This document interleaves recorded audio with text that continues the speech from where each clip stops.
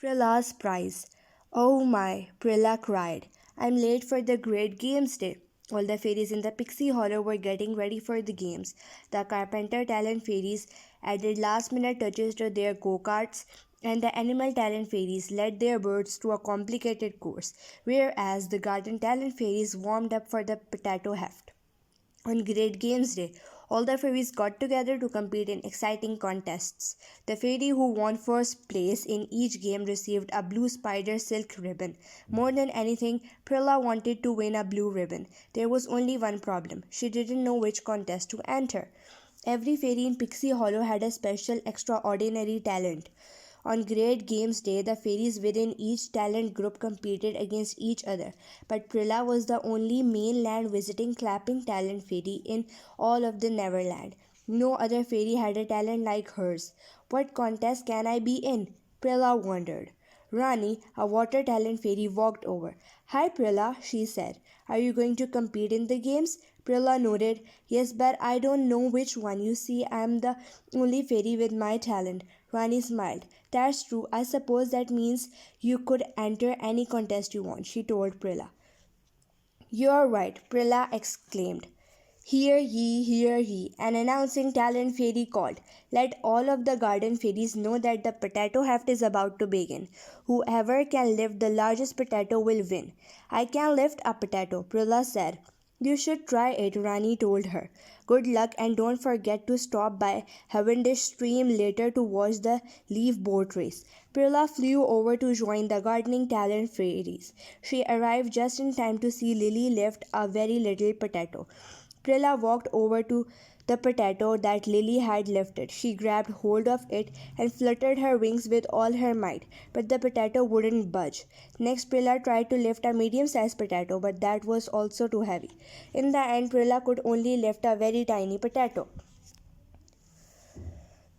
Next, the gardening talent fairies lined up for the carrot toss. Whoever could throw a carrot the farthest would win. Prilla chose a baby carrot. Lifting it up, she threw it as hard as she could. Flop! Prilla's carrot landed 2 inches away. Beside her, a garden talent fairy named Thistle hurled a giant carrot. It soared through the air, then landed point down in the dirt. 15 asparagus lengths, the judge cried. Thistle is the winner. You gave it a try, Prilla, Lily said. Saying goodbye to the garden talent fairies, Prilla flew back towards the main field. As she passed a stand of tall trees, Prilla caught sight of an obstacle course. This must be for the fast flying talent fairies, Prilla said to herself. Should I try it? She decided to take a look at the course. I think I can do it. Prilla, darling, whatever are you doing here? Someone asked. Turning, Prilla saw Vidya, the fastest of fast-flying fairies. I'm going to enter the obstacle race, she told her.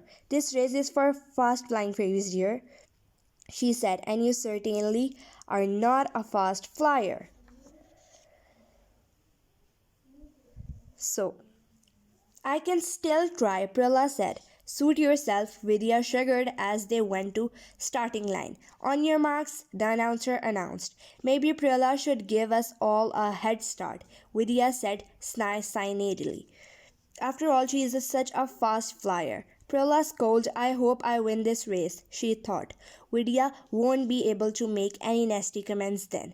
Get set, the announcer called. He blew on a reed whistle. Prilla sprang into the air, but the fast-flying fairies were faster. As they dashed forward, their powerful wings set up a huge gust of wind, knocking Prilla back. She tumbled down, down, down, and landed on the back of a frog with a loud ribbit. Her frog leaped forward. Prilla held on for dear life. Looking around, Prilla realized that she was surrounded by animal talent fairies. They were all riding frogs too. Prilla, Beck called. I didn't know you were in the leapfrog race. I'm not, Prilla cried. That is not a purpose. Suddenly, Prilla's frog leaped off course. Not that way, Prilla, Beck called. The finish line is over here. Prilla tried to steer the frog straight. No, silly frog, she cried. This way, but Prilla wasn't an animal talent fairy. The frog didn't understand a word she said. Prilla's frog was in the mood of a swim. With a splash, it plopped into a Cavendish stream.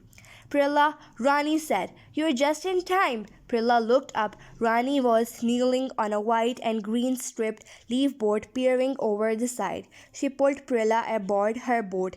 As Rani steered towards the bank of Cavendish stream, she asked, Have you come to join the leaf boat race? Prilla still wanted to win a blue ribbon. I didn't mean to join the boat race, Prilla admitted. But now that I am here, I would love to try it. Which boat would you like? Rani asked. Prilla scanned the boats. Her eyes stopped at a cylinder purple boat. It looked fast.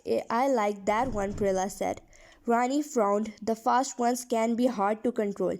Maybe you should try the red one. It's harder to tip over. Prilla pictured herself standing in the purple boat wearing a blue ribbon. I want the fastest boat I can get, she said. The boat swayed slightly as Prilla stepped onto it. Stay in the center, Rani told her. That's how you keep your balance. The judge of the boat race rang a bell and the boats took off.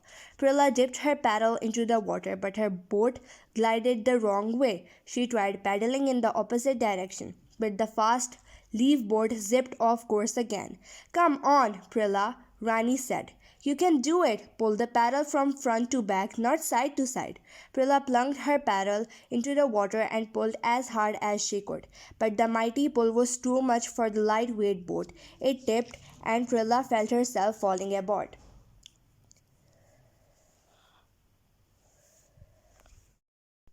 Luckily, a wave of water washed Prilla onto the bank. She found herself at the edge of a long green lawn, which was dotted with pots and pans turned on their sides. Clang! A dried pea rattled into a saucepan. Good shot, Tinker Bell called a fairy. Smiling, Tinker Bell swung her ladle jauntily over her shoulder. Then she caught sight of Prilla. Prilla, Tink cried. What happened? Prilla blushed. I fell into the Cavendish stream, she explained. Twice Prilla told her about all the games she had tried. Well, why don't you try ladle croquet? Tink offered her.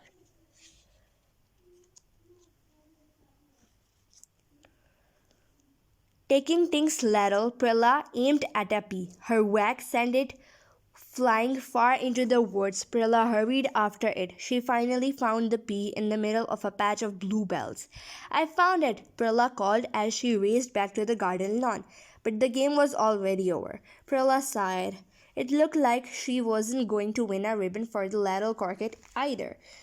Prilla looked around the great lawn, wondering what other contest she could try, but it looked like all of the games were already over. A tear trickled down Prilla's face. She had never won a blue ribbon. Prilla, what's wrong? Asked a soft voice. Looking up, Prilla saw Rani and Tink. Each wore a blue spider silk ribbon pinned to her dress. I entered so many contests, Prilla explained, but I didn't even come close to winning. Rani turned to Tink and whispered in her ear with a smile. Tink turned to another fairy and whispered in her ear. Soon all of the fairies were whispering. What's going on? Prilla asked. Prilla, everyone agrees that you've set a new record, Tink announced as she took off her ribbon and pinned it to Prilla's dress. In honor of the most games ever tried, I present this ribbon to you, Prilla. The fairies burst into applause. Prilla blushed